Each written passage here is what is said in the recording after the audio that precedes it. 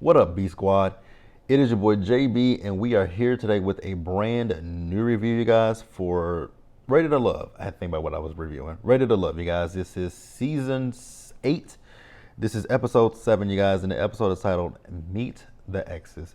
So, before we go ahead and get into this episode, you guys, if you guys are watching this video or any other video on the channel, and you guys aren't subscribed yet, then I need you guys to do me a solid favor and subscribe to the channel. Do me a solid favor, stop taking me out on this date and having me pay for it at the end of it. You guys know the routine. You can do me that favor by liking the video, subscribing to the channel, turning on your post notifications, and sharing the video, you guys. And with that out of the way, without further ado, let's go ahead and discuss Ready to Love, shall we? All right, you guys, so this episode, we're at the Gentleman's Lounge, so you guys know that this is another week for the men to send one of the women home, and we are down to our 5 men. Very interesting that we're down to the final 5. So this season is wrapping up, and I'm actually happy about that. You know, this first season of Dallas, it didn't really give me what I was expecting, but I mean, it is what it is, you guys. Tell me how you guys are feeling about Dallas. I have saw on social media where people not really necessarily feeling Dallas, but yeah, I definitely want you guys to, inform me in the comment section about what you guys thinking about Dallas. Are you liking it? Are you not liking it? Can you do without it? Let me know and we'll discuss it, right? But so yeah. The men are sending one of the women home this week, and they're in the Gentleman's Lounge with Tommy. So you guys know that this is the week for the guys to introduce the women to their exes, and for the life of me, I really wish that Rated to Love would stop this stuff, because I just don't understand the purpose and the significance of introducing an ex to somebody they were interested in. I literally don't. They're an ex for a reason, so what the Jeffrey is the only person that said, no, I'm not doing that. And I have to say, for me personally, I respected the fact that Jeffrey said, yeah, no, we ain't finna do that. We ain't doing that. We ain't doing that. We ain't doing that, right? So the first person up to introduce their ex to their connections is Mario. So Mario is introducing Jessica and Janelle to his ex, right? And I was looking at Mario. I was like, sir, you absolutely put no effort into what you wear on these dates, do you? Absolutely none. So I guess the purpose of his date was to figure out from Janelle and Jessica about, their sexual appetite and basically how they feel about him being non-conventional when it comes to religion, right? What I will say, you guys, is I don't really see any connections with this cast. To me, it just feels like people are just going along to get along, because I just don't really, like I said, I don't see the connections this season. And I was really slightly shocked when I saw Janelle meeting Mario's ex. I was like, where the hell did this connection come from? I have not saw this connection. But then I started thinking to myself, I'm like, you know what? I feel like I feel like we're playing a numbers game at this point. Because where's the connection at? Honestly, you guys, I don't even see the connection with him and Jessica. If we're being honest, I don't even see the connection with him and Jessica. And definitely after this scene, there was no connection, right? Because the ex brought up their sexual appetite. Both Janelle and Jessica was like, no, ma'am, we don't want to discuss that, right? And I'm cool with that, right? I don't want to talk about my sexual appetite with my potential partner's ex-girlfriend. That's hella awkward. So absolutely no, right? So then she talked about, she wanted to do a tarot card reading with them, right? So now, Janelle, for you to talk about the pagan stuff, right? You do know that, like, Thanksgiving, Christmas, New Year's, those are all pagan holidays, right? You know that those are pagan. Do you celebrate those? Because those are very much so pagan. Never. And then also, they're talking about, here's the thing I want to say. I don't have an issue with the fact that they are saying, you know what, I believe in God, and that's what is going to go on in my household. I don't have a problem with that. What I will say, it is in their interviews with the producers, it just came off a little bit disrespectful to what that woman was talking about, right? Here's my thing, and you guys are probably going to feel a type of way about this, and I'm just going to say how I have to say it. We can agree to disagree, you guys. And when it comes to religion, you guys do know that, I mean, everybody knows this. Religion, Christianity more specific, Christianity and the iterations were introduced to black people, the slaves. Christianity was introduced to the slaves by the master. So you guys know the things that you guys call witch stuff and dark magic, hoodoo, voodoo, and all that kind of stuff, that was from the motherland. And the thing that I have an issue with is the fact that when you think about hoodoo and voodoo, you think about how the way that the movies has bastardized it, right? You think about that. When you think about voodoo, you now think about the voodoo dolls, right? That's not what that religion. That's not what that practice is. It's not about the voodoo dolls.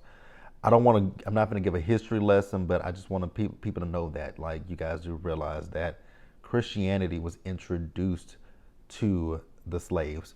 Go and watch College Hill season 2 on BET Plus, right? And they took a class on religion on African American history, right? And Amber Rose is not a she's not a she doesn't believe in God, right? And in one of the lectures, that was one of the lectures, how the slaves were taught Christianity by the white man. Just putting it out there for you guys. Now, somebody did tell me on Twitter last night that yes, it was taught to the slaves by the white man, but it was taught to them for, hope. I was like, okay, and I'm actually gonna look into that. I actually do want to look into that. But I do know for a fact that Christianity was taught to the slaves. It wasn't something that they. The thing is, we as black people, we can take things on, we can adopt things, and we can make it, work for us and make it better, right? So I'm someone I believe in the Lord. I'm very spiritual, so I believe in the Lord. I am that person, right? I just don't do the church sector these days, right? But I didn't have an issue with them. I don't have an issue with them not wanting to, participate. That's fine.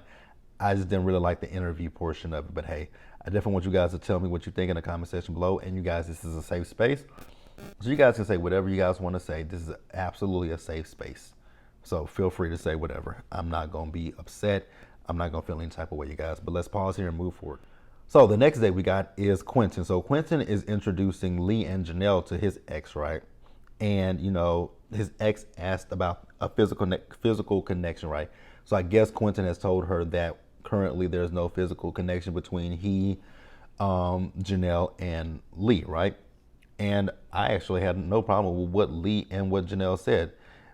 It's okay to be physical, but in this particular setting, no way, because we're dating multiple people, and I don't want to be kissing you and then you going around and kissing other people. So absolutely not.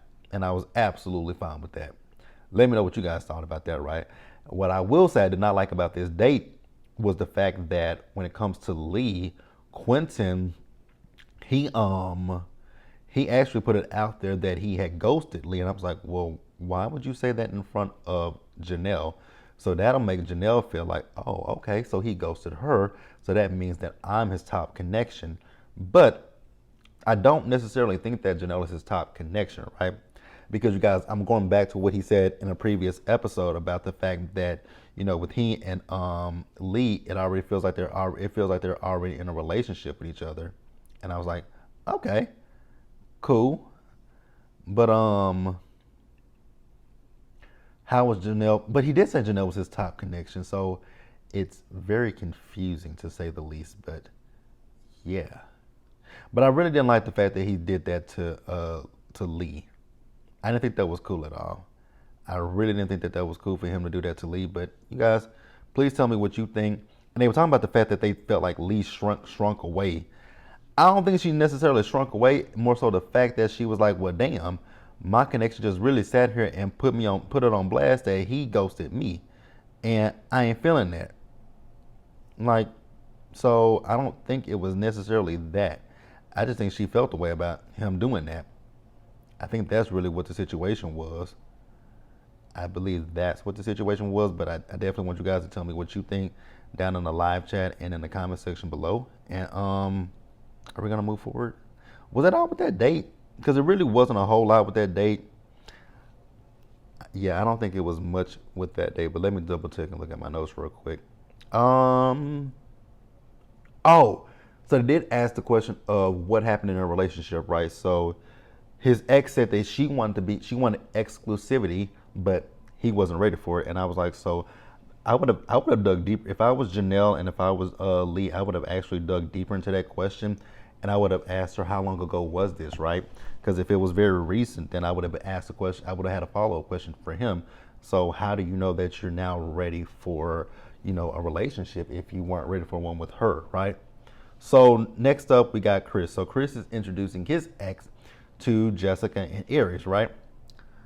Now, when Aries came in, the ex was all giddy and, she was nice and jovial. But when Jessica walked in, her demeanor changed. I was like, that's a little odd that her demeanor, when I say her demeanor changed, like her demeanor completely changed, right? And I was just kind of thrown off by that because I didn't understand where it was coming from. You know, I feel like they're trying to paint Jessica like now you could when they had that improv, you can see that you can see that she could, she can give it, right. But I didn't see anything bad when she walked into it. She was speaking to everybody. She shook the woman's hand, but she was like, oh no, I'm a hugger, right. But by the time but when sis was looking at her, I was like, yeah, I don't think she's feeling you. But that ain't got nothing to do with her, who she's feeling or not. It's up to Chris, right? So Jessica asked the ex why did their relationship end, right? And she said she don't want to be a forever girlfriend to Chris. And I was like, wait a minute. So you don't want to be again? We gotta ask follow-up questions because she don't want to be. She said she did not want to be a forever girlfriend. And I would have asked, so well, babe, tell me this right here. What happened? Like, was he trying to, a forever girlfriend? How long we got together? Oh, y'all been together for that long? But Chris said he apologized. Chris apologized to her, and Aries liked that. I was like, nah, I don't think I would have liked that. Because I would have been, again, I would have had the follow-up questions like, forever girlfriend, how long we got together? When did y'all break up? Oh, y'all broke up. Okay. Again, how do you know you're ready for, like, y'all ain't doing a good job with these questions, but hey. All right, you guys, sorry, ran out of memory on my phone. So then she also let it be known that when she was in a relationship with Chris, that, Chris needs somebody basically, I think Chris is just looking for a mother, no shade, no tea, but Chris sound like he's looking for a mama because she said she was his support system, but he ain't support her. And Jessica wasn't feeling it, and I was like, it was a thing of servitude for him. I was like, oh, hell no. No, no, no, no, no, no, no. I would have been Jessica. I'm not feeling that. I ain't with that. We ain't doing that. So let's pause here, you guys, and move forward, you guys. So the next date we have is Herbert. So Herbert, he is introducing his ex to Janelle, right? Now let me ask this question because I'm so thoroughly confused when it comes down to it, right? So these people say that they talk to each other, it's always in the phone this and always in the phone that, right? What conversations are y'all fucking having? Because y'all can't be having the same conversations because the communication seems like it's off, right? Because Herbert, like I said, introducing his ex to Janelle, right? So you guys know Herbert wants his own kids, right? And so the ex did bring that up, and Janelle was like, yeah, I do want kids, right? But she says, I'm not necessarily sure that I want to have children. She wants to adopt children. And I was like, wait a minute now. Wait. I just thought about something. Because she never said this with Quentin. She was talking about the fact that, because she's not getting any younger, she needs to be married by the end of the year. And she was talking about, see, her story, her thing is kind of changed because the last time she was with Quentin, he mentioned adoption, because I thought she was talking about having her own biological children, but then here she's saying she doesn't know if she wants to have biological children. I'm confused. But I'm also, like I said, confused about the fact of what conversations are they having? Like last week, Quentin didn't know she was adopted. How did he know that? Then this week, she's saying she doesn't know if she wants to have children biologically, right? And, once again, Herbert wants biological children. Have y'all not had, what conversations are y'all, what are y'all talking about? Like, what are y'all talking about at this point? Because I'm so thoroughly confused. But yeah, for real, really confused. All right, you guys. So yeah, once again, horribly confused. But hey, it is what it is. It is what it is. Very confused. Another thing, Herbert seems like a good guy, but oh my Jesus stars, that wandering eye. I am so sorry, but I just cannot get past that wandering eye. I can't get past it. I can't get past it. But again, I'm curious. What the fuck do these people be talking about on the phone when they be cupcaking? Because it ain't given that y'all really be having in-depth conversations. But let's go ahead and move to the next day. So Mario is introducing Sierra to his ex. And I was like, now where the hell did this come from? This came out of nowhere because I was visibly confused. I never saw Mario, and he said it just recently happened. I was like, no, this connection did not just recently happen. You needed a number. I think you probably know he actually mentioned to his ex in the first scene before with Janelle and Jessica that he wanted her to meet Sierra, but during the date they were talking, right? At one point at the end of the day, after Sierra had left, he kept talking about how Sierra's the homie. I've been saying it, you guys. I've been saying that for the last few weeks. When it comes to Sierra and it comes to Lee, they're in the background. And I feel like most of the men see, because Sierra is funny, Sierra is goofy, Sierra is silly. And I feel like they see Sierra as just a homie that we can kick it with, laugh with, go to the bar with, have some fun with. I think that's how they see Sierra. So at one point, his ex asked Sierra how she feels about premarital sex. She's all for it, right? So she also said, how do you feel about him being cool with his ex? I mean, here's my thing. Sometimes people are cool with their exes, right? And it just be strictly just platonic. Would I have an issue with it? If I see something that gives me pause, yes. If it's nothing near, if you can look at people and see that they just literally have a good friend, if they were friends before and they just remain friends after, I wouldn't have an issue with that, right? What else? Oh, Sierra. Oh, you guys. Sierra, her new interview look.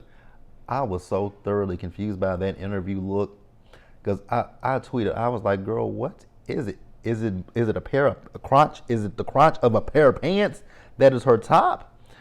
Because I was so confused. But she tweeted me last night and told me, nah, it was Balenciaga, and it's actually what it is a skirt. You guys, it's a skirt that was turned into a blouse. I thought it was a dress at one point. I was like, girl, what is it?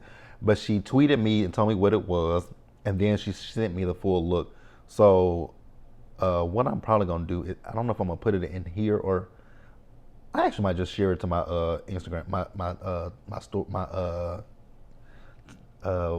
my community tab, and you guys can see it. Or I might I might have it for the live and put it in a live. But yeah, honestly, like I said, when it comes down to Sierra, and especially with this date, it was just a homie because I was like, he's not interested in her. Like, no, it's not what no. And he literally said the homie. Like, the fuck? But yeah, let's pause here, you guys, and go ahead and wrap up. All right, you guys, so lastly, the last date we have is Herbert. So Herbert is introducing, not Herbert, but Phil. Phil is introducing his ex Katarina, Aries, and Kira. So, Kira, remember a few episodes ago when you asked Quentin if he liked white women? I think you asked the wrong man if he liked white women because Phil is introducing you to a white woman. And there's no shade against him dating a white woman. I don't have an issue with that. But I think that Kira 100% owes Quentin an apology, right? So, Katarina, you're a beautiful girl. But that wig, it is thick as hell. It is way too much hair. It is humped up. It looks, it's heavy. So they asked Phil's ex, why did they break up, right? So she says that, they broke up because she didn't know where they stood because, they weren't there was no physical affection. And she felt like they were friend zoned. And I was like, well, ma'am, never mind. I'm gonna leave that alone, right? So I think Katarina asked, like, what was going on during that time? Was there something going on? And he said, well, at that time it was a lack of work because he works as an IA. So I'm speaking in insurance terms, but an IA is basically an independent adjuster. So an independent adjuster is someone who doesn't necessarily, they work for an IA firm, right? And so they work for they get work from all the major insurance carriers. So they can get work from State Farm, they can get work from Allstate, Liberty Mutual, Geico, my company that I work for called Zurich. They can get something from Farmers. They can get some stuff from Progressive, whoever, right? Especially if that company utilizes an IA, right? But those are not long-term. They're contract workers, right? So they work on a contract. So they're not staff. So they don't have a set schedule. They work the hours that the person, the company wants them to work. And it sounds like what he is a field adjuster. So so it sounds like he works out in the field. And it also sounds like he's a cat adjuster. So cat catastrophe. Because he was talking about how the weather was always good. So when the weather is good, you ain't really got no money coming in, right? But when it's bad, like hurricane season here in Texas, when we have our storms, like hail season here in Texas, hurricane season is a big season for them. Hail season is a big season for them here in Texas, or even natural disasters, or like the stuff that's going on over in Hawaii, right? Or like in California when they have the wildfires, things like that. Because I think from what he was saying, it sounds like it sounds like he does catastrophe, and they can make a good amount of money, right? Because once again, they're independent contractors, right? So they typically pay those people a whole hell of a lot more money than what I make, right? What I make in a year, they can make it in about 5 or 6 months, right? Maybe less than that. What I make in a year, they can at least make that in 6 months, at least, because I'm a little shy. I'm not even shy. I'm right at it. I'm at 70,000. I'm at 70,000 that I make, right, and they can make that in a 6-month time frame. So yeah, but again, the work has to be there. And they also have irregular working hours, like how I work Monday through Friday and off Saturday and Sunday. They don't have that flexibility. They work whenever they have to, right? If they have to work, if it's mandatory, if they have to work a Saturday, they have to work it. They can't take it off. Because I've thought about going and doing independent contractor work because, like I said, the money is there, but in our line of work, for me, it's just not that conducive.